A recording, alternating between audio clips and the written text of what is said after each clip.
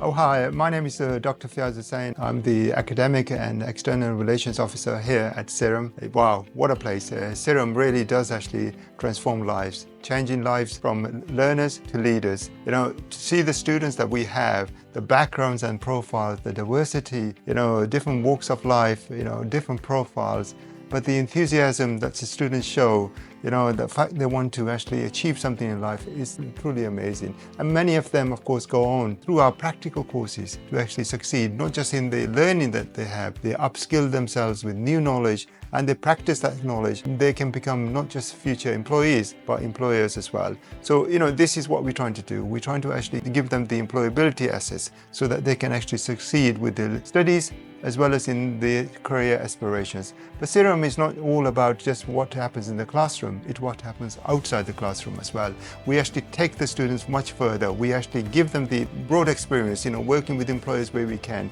so that they can actually engage with reality. So when they are graduated or are able to graduate, they hit the ground running. There to actually help their own themselves, but also their families and also the localities in which they are living in. Of course, the education is not just for the UK, but it's the global education that we provide.